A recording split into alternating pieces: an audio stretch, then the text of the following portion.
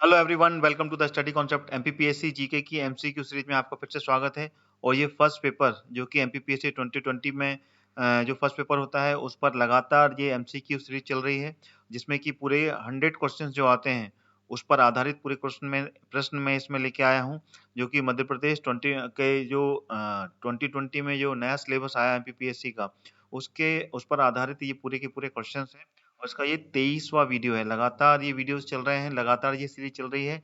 22 video इसके आ चुके हैं, जिसमें कि हर वीडियो में मैं 25 क्वेश्चंस कंप्लीट एनालिसिस के साथ में लेके आता हूं। और इसमें भी मैं अगले 25 क्वेश्चंस लेके आया हूं जो बहुत ही ज्यादा इंपॉर्टेंट है। तो वो सारे विद्यार्थी जो कि एमपीपीएससी 2020 की तैयारी कर रहे हैं, इस वीडियो को लगातार, इस सीरीज को लगातार देखते रहें और सीरीज को अंत तक देखते रहें, क्योंकि ये क्वेश्चंस बहुत ही इंपॉर्टेंट है और एग्जाम्स में जरूर इसमें से क्वेश्चंस बनते हैं।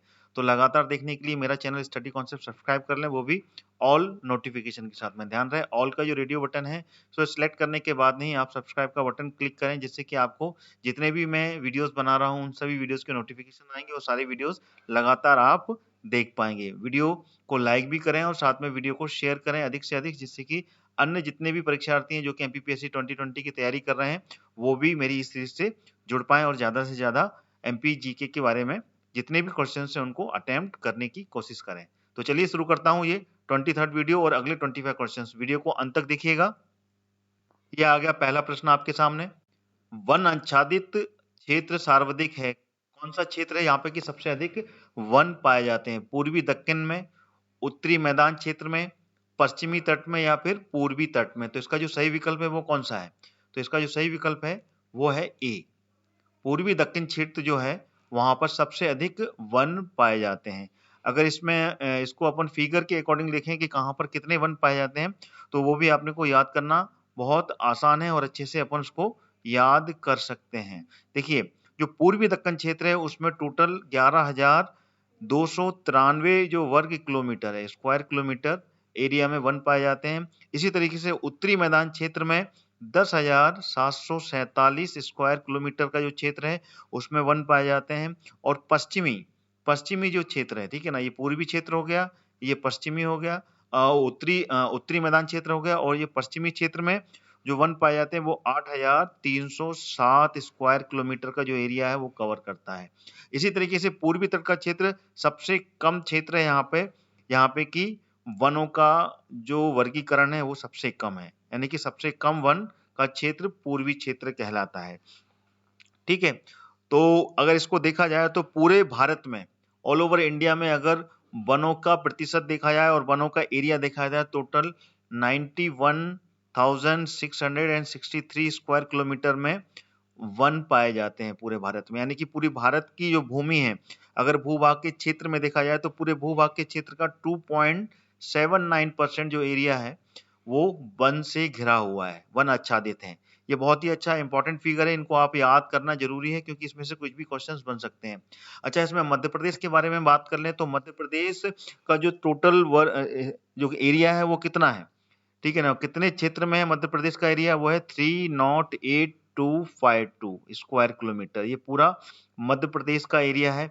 तो मध्य प्रदेश की टोटल एरिया में अगर देखा जाए तो 77,000 स्क्वायर किलोमीटर, ये बहुत ही इंपॉर्टेंट है। 77,700 स्क्वायर किलोमीटर का जो एरिया है वो मध्य प्रदेश का वनों से घिरा हुआ है। यानी कि सबसे अधिक वन अगर पूरे भारत में कहीं पाए जाते हैं तो मध्य प्रदेश में पाए जाते हैं। ये एमपी की बात चल रही है, ये बिल्कुल याद कर लीजिएगा।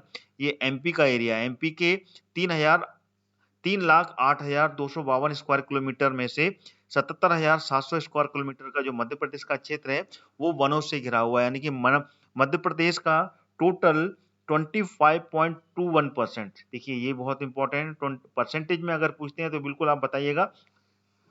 25.21% एरिया मध्य प्रदेश का जो कि वनों से घिरा हुआ है। पूरे भारत में सबसे अधिक वन मध्य प्रदेश में पाए जाते हैं। उसके बाद में सेकंड नंबर पर जो नंबर लगता है वो लगता है अरुणाचल प्रदेश का। ठीक है, चलिए आगे बढ़ते हैं।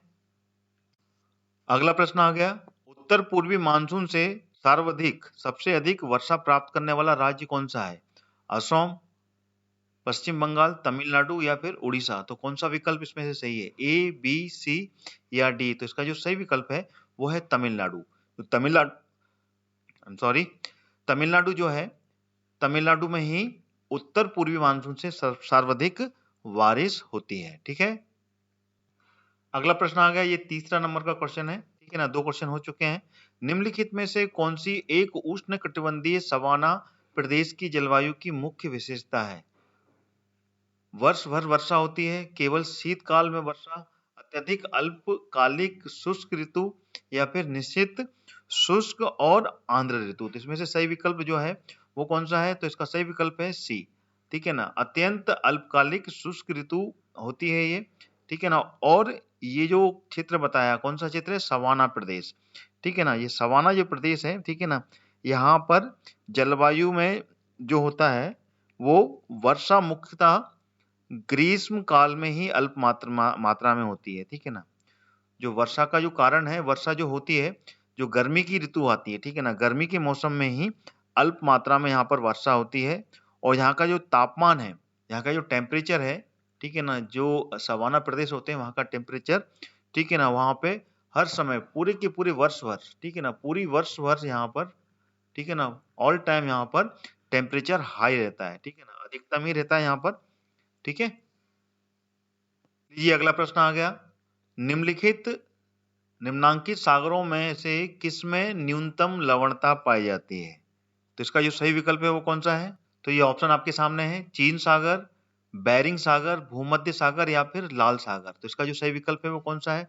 सबसे कम इसमें लवणता यानी कि लोएस्ट सोलेनिटी, ठीक है ना, जो पाई जाती है वो कहाँ पाई जाती है? तो वो पाई जाती है चीन सागर में। चीन सागर जो है वहां पर सबसे कम, सबसे न्यूनतम लवणता पाई जाती है। तो this is the correct answer.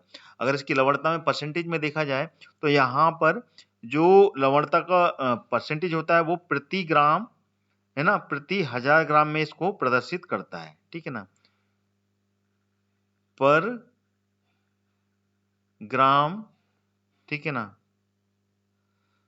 इसको 1000 जो ग्राम होता है उसमें इसको नापा जाता है। ठीक है, तो अगर चीन की देखी जाए तो चीन में अगर परसेंटेज देखा जाए तो चीन की जो है वो है 25 से लेके 35% तक यहाँ पर लवणता पाई जाती है। ठीक है ना, और सबसे अधिक अगर लवणता देखी जाए तो वो है कहाँ पर? तुर्की में।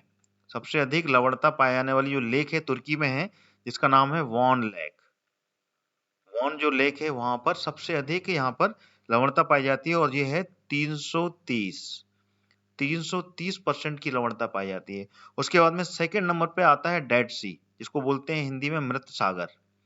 मृत सागर यहाँ पर पाई जाती है लवणता 240%। ठीक है, और चीन का जो नंबर लगता है ये 7वां नंबर लगता है। ठीक है ना, इसके बीच में और भी, यानी कि पहले नंबर पर अपना तुर्की हो गया, दूसरे नंबर पर मृत सागर हो गया, तीसरे नंबर पर है यूएसए का जो ग्रेट सॉल्ट लेक है। ठीक है ना, यूएस का थर्ड नंबर पे यहाँ पे लिख देता हूँ। ठीक है ना, ग्रेट सॉल्ट लेक, इसमें पाई जाती है 240%। ठीक है, फिर उसके बाद में रेड सी में पाई जाती है, रेड सी। रेड सी की लवणता है जो है 37 से लेके 41% तक। उसके बाद में भूमध्य सागर, ठीक है ना, जो विषुवत रेखा पर है, एक है ना, इक्वेटर में जो पाया, इक्वेटर वाला जो सी है, ठीक है ना, वहां पर इसकी लवणता पाई जाती है, और वहां की जो लवणता है वो है 37 से लेके 39% तक। ठीक है ना, फिर है बेरिंग सागर। ठीक है ना, ये जो है ये 5वें नंबर पर है, और 6वें नंबर पर है बेरिंग सागर, और 7वें नंबर पर है चीन है। और यहाँ पर जो पाई जाती है वो पाई जाती है 28 से लेके 33% तक। तो ये पूरे के पूरे इंपॉर्टेंट है, इसमें बस 2 याद रखिएगा, सबसे कम चीन में पाई जाती है और सबसे अधिक तुर्की के जो वॉन लेक है उसमें पाई जाती है। ठीक है, चलिए आगे बढ़ते हैं। आगे जाने से पहले मैं आपको बताना चाहता हूँ, अनअकैडमी आपके लिए लाया है एक फ्री प्लान, जिसमें कि आपको एमपी के टॉप एजुकेटर से पढ़ने का सुनहरा मौका मिलेगा। इसी के साथ में आपको मिलेगा 500 से ज्यादा free live classes, live doubt clearing के साथ ही साथ में 20,000 से ज्यादा free questions, free mock test और उन सभी के एनालिसिस, और साथ में आपको अनअकैडमी देगा और भी बहुत कुछ। फ्री प्लान एक्सेस करने के लिए आज ही डाउनलोड करें अनअकैडमी का ऐप और यूज करें मेरा रेफरल कोड हरदयाल कुशवाहा, जो कि रेड लेटर में, कैपिटल लेटर में आपके सामने दिख रहा है। आइए अब जान लेते हैं अनअकैडमी के प्लस बैचेस के बारे में, जो कि आपकी हर जरूरत के लिए परफेक्ट है। जी हाँ, अनअकैडमी के साथ में आप अपनी प्रिपरेशंस की जरूरत के हिसाब से घर बैठे ज्वाइन कर सकते हैं और अपनी एमपीपीएससी प्रीलिम्स 2020 की सिलेक्शन पक्की कर सकते हैं। ये सारे बैच बहुत जल्दी शुरू हो रहे हैं और अपनी प्रिपरेशन में आप जहां भी हैं वहां से आपको बहुत मदद करने वाले हैं। तो आइए जान लेते हैं इन सभी कोर्सेज के बारे में। जो भी प्रीलिम्स 2020 क्लियर करना चाहते हैं ध्यान से सुने। आपकी तैयारी के लिए आ गया है ultimate 60 days crash course with MCQ practice, live theory live revision दिन में और subject wise live MCQ practice जो कि रात में होगी।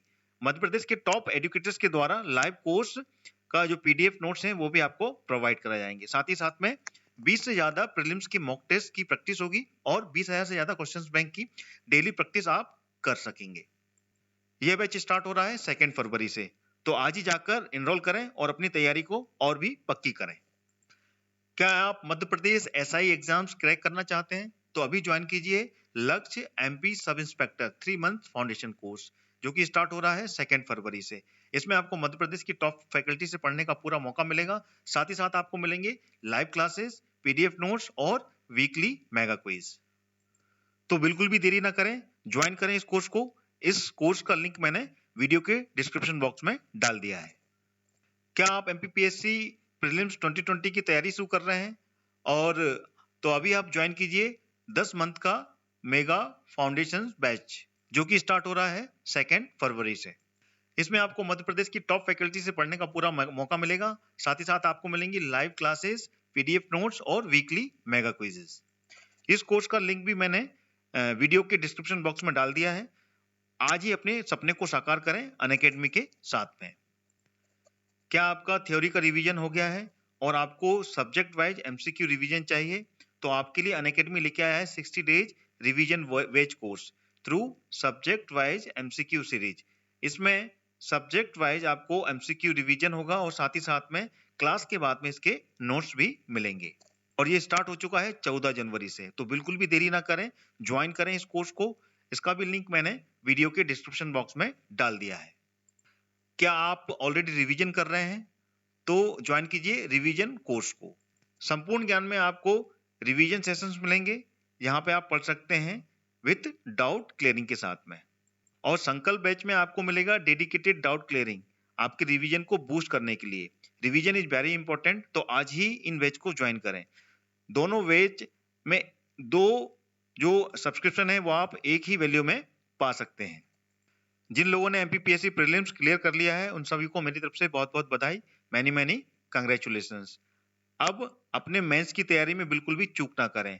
आप लोगों के लिए अनअकैडमी लेके आया है स्वप्न पूर्ति बैच, जिसमें कि आपको 35 दिन में एमपीपीएससी मेंस की कंप्लीट प्रिपरेशन कराई जाएगी with dedicated answer writing practice के साथ में।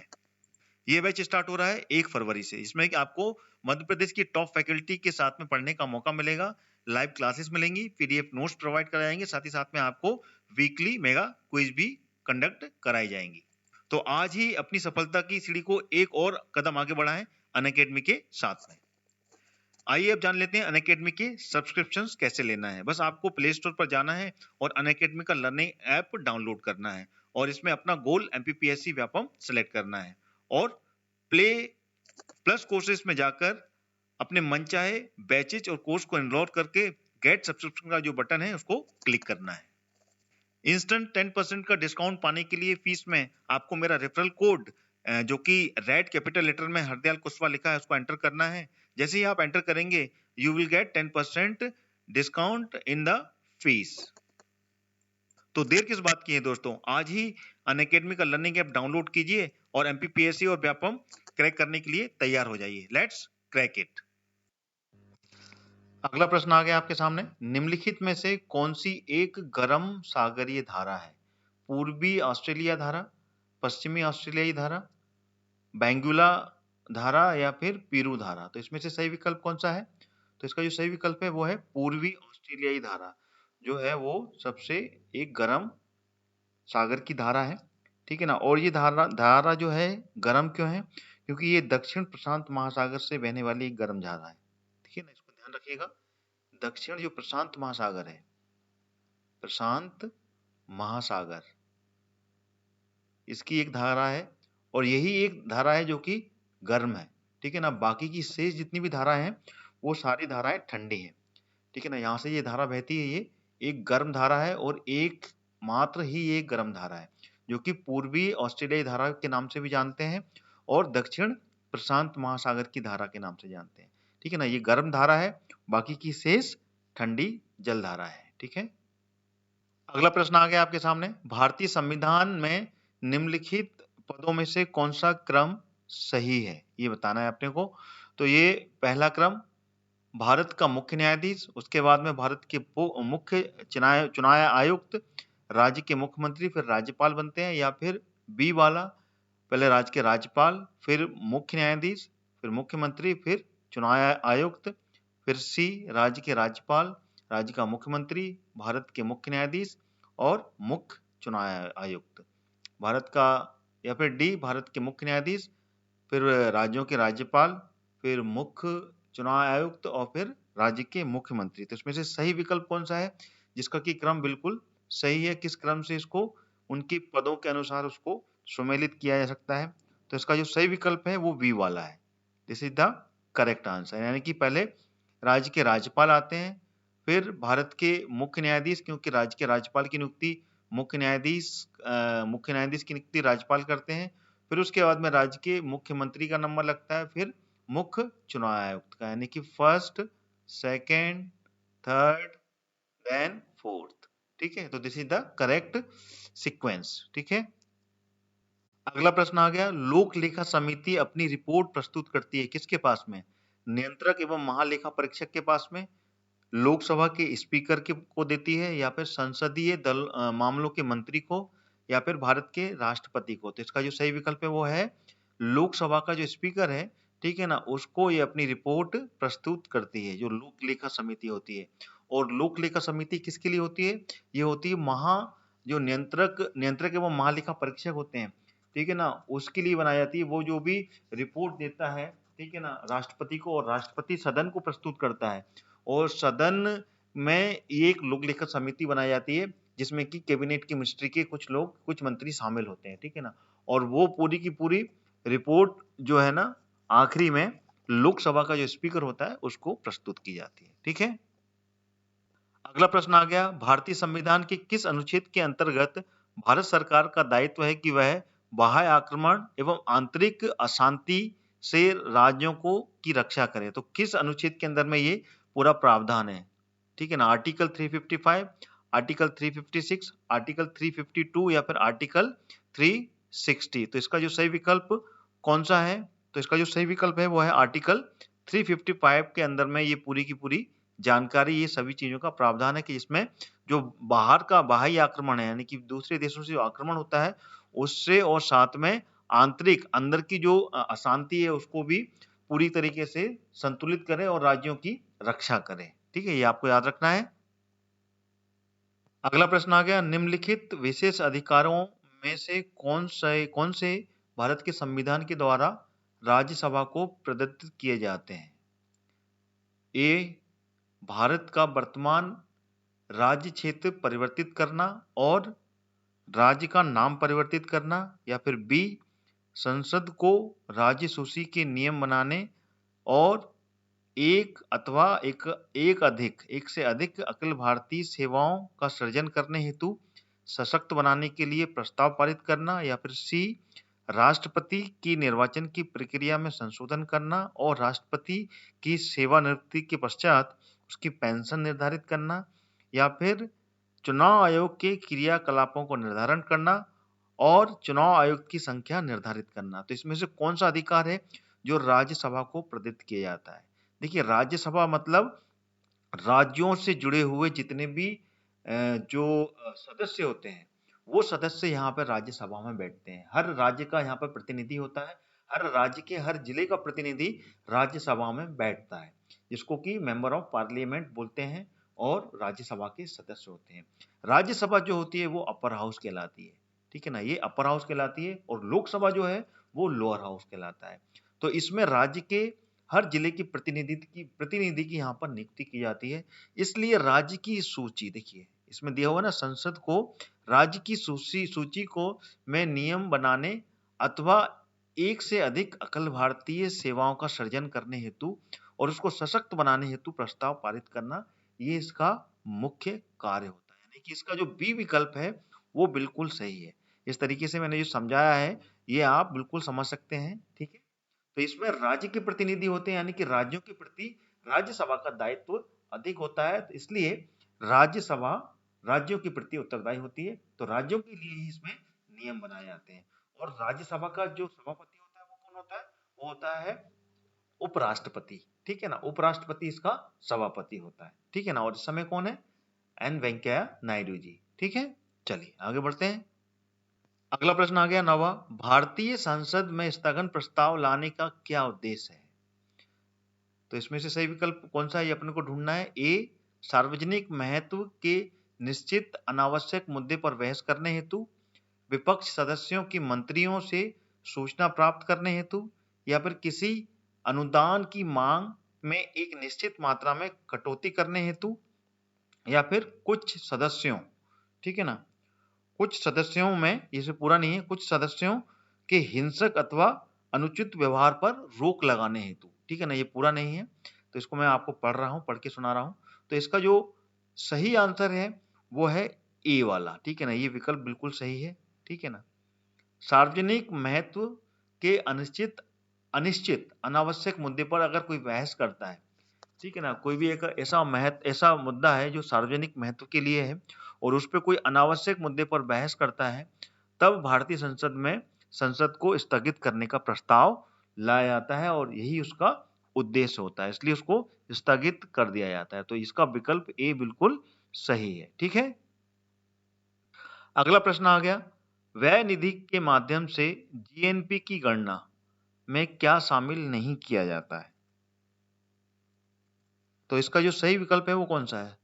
सकल घरेलू निजी से निवेश, या फिर निवेल विदेशी निवेश, मूल्यह्रास व्यय, या फिर निजी उपभोग व्यय। तो इसका जो सही विकल्प है वो कौन सा है? तो इसका जो सही विकल्प है वो है मूल्यह्रास व्यय। ये इसका सही विकल्प है, ठीक है। This is the correct answer. अगला प्रश्न आ गया, भारत में उदार औद्योगिक नीति जिस वर्ष अपनाई गई थी वह कौन सा वर्ष था? 1948, 1956, 1985 या 1991? तो इसका जो सही विकल्प है वो कौन सा है? तो इसका सही विकल्प है 1991। 1991 में ये नई उदार औद्योगिक नीति अपनाई गई थी और इसका अगर सही विकल्प माने तो सही एग्जैक्ट डेट थी 24 जुलाई 1991 को। और उस समय केंद्र में सरकार किसकी थी?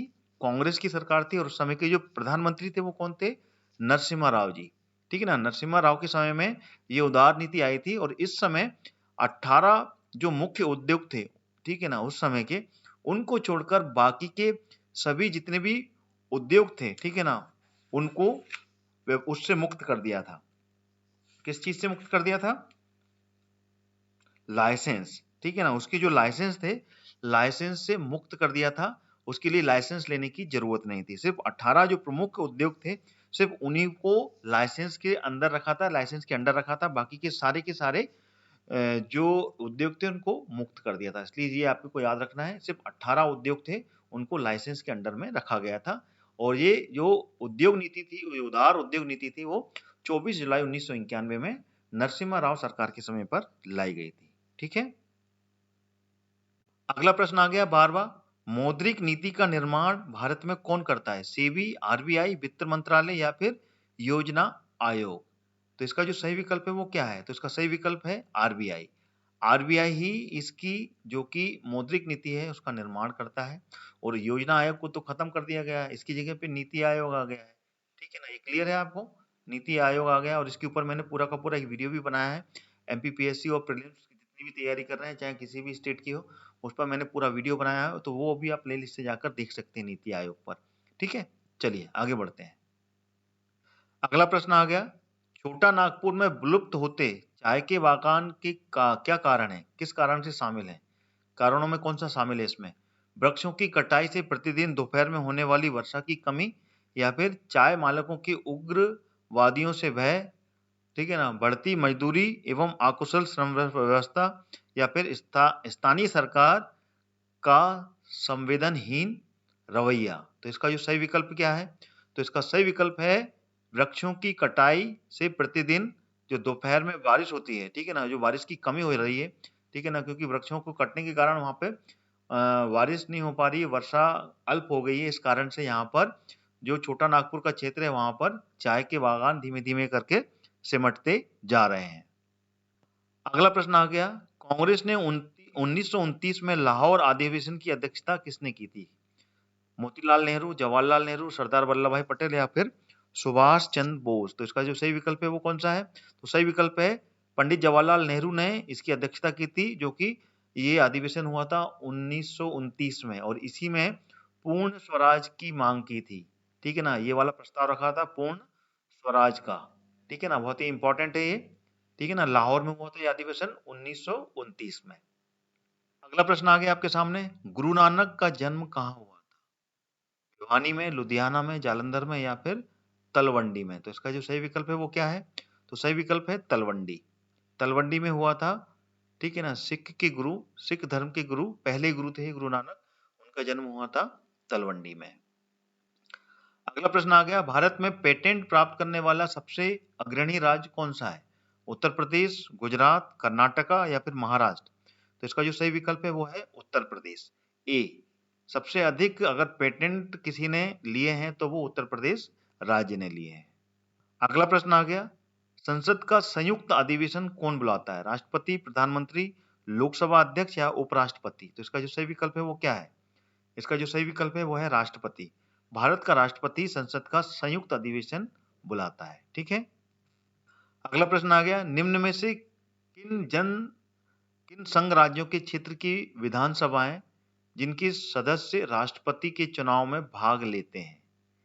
राष्ट्रपति के चुनाव में कौन सी विधानसभाएं हैं जो कि केंद्र शासित प्रदेश हैं? ठीक है ना, उनके दिल्ली, पांडिचेरी, पुदुचेरी दिल्ली, चंडीगढ़, लक्षद्वीप दिल्ली, या फिर दिल्ली, पुदुचेरी और लक्षद्वीप।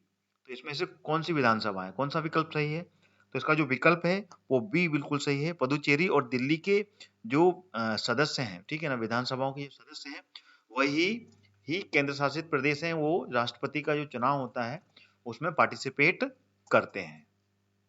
अगला प्रश्न आ गया, भारत का सबसे अधिक गर्म क्षेत्र कौन सा है? बीकानेर, जोधपुर, जैसलमेर, या फिर अजमेर। तो इसका जो सही विकल्प है वो कौन सा है?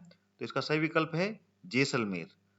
ठीक है ना, राजस्थान का जिला जैसलमेर सबसे अधिक गर्म जिला है, सबसे अधिक गर्म स्थल है। ठीक है। अगला प्रश्न आ गया, 2018 का पुरुष हॉकी वर्ल्ड कप किस देश में आयोजित किया गया? बताइए, भारत, पाकिस्तान, न्यूजीलैंड, या फिर ऑस्ट्रेलिया। तो इसका जो सही विकल्प है वो कौन सा है?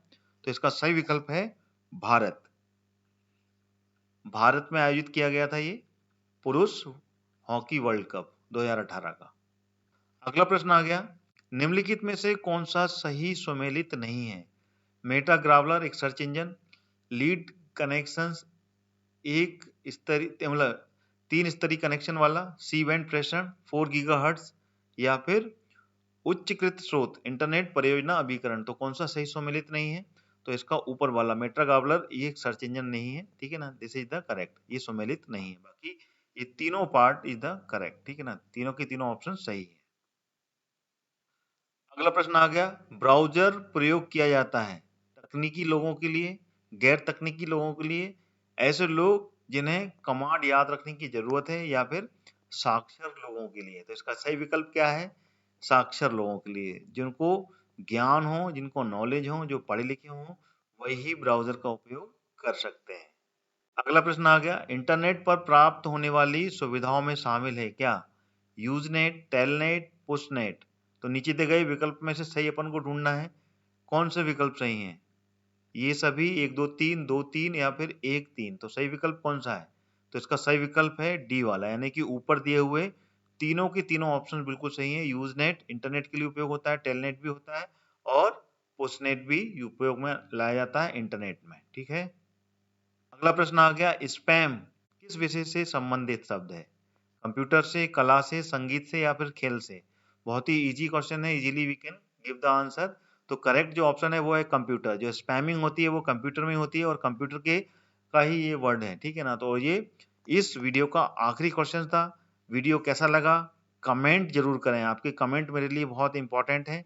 साथ ही साथ में वीडियो को लाइक भी करें और वीडियो को शेयर भी करें अधिक से अधिक, जिससे कि एमपीपीएससी जीके की जो एमसीक्यूज का फर्स्ट पार्ट चल रहा है उससे ज्यादा लोग जुड़ पाए और ज्यादा से ज्यादा लोग इसको देख पाए, क्योंकि इससे एमपीपीएससी के इंपॉर्टेंट क्वेश्चंस पूरे चल रहे हैं और नए सिलेबस के अकॉर्डिंगली मैं ला रहा हूँ। और लगातार मेरी इस सीरीज से जुड़े रहने के लिए मेरा चैनल स्टडी कॉन्सेप्ट सब्सक्राइब कर लें, वो भी ऑल नोटिफिकेशन के साथ में। ऑल का जो रेडियो बटन है उसे सेलेक्ट करने के बाद में ही आपको सब्सक्राइब का बटन क्लिक करना है, जिससे कि आपको सारे जितने भी वीडियोज में बनाऊंगा सभी के नोटिफिकेशन मिलेंगे, चाहे वो टॉपिक वाइज हो, एमपीजी के हो या हिस्ट्री सिविक्स, जिस पे मैं वीडियो बना रहा हूँ वो सारा कंटेंट आप मेरे चैनल के माध्यम से देख पाएंगे जब आप ऑल का जो बटन है रेडियो बटन सेलेक्ट करने के बाद में सब्सक्राइब का बटन क्लिक करते हैं। तो इसी के साथ में अपना ये एमपीपीएससी का जीके का ये पार्ट यहीं खत्म करता हूँ। अगला पार्ट लेके फिर आपको कल मिलने वाला है। जब तक के लिए जय हिंद, जय भारत।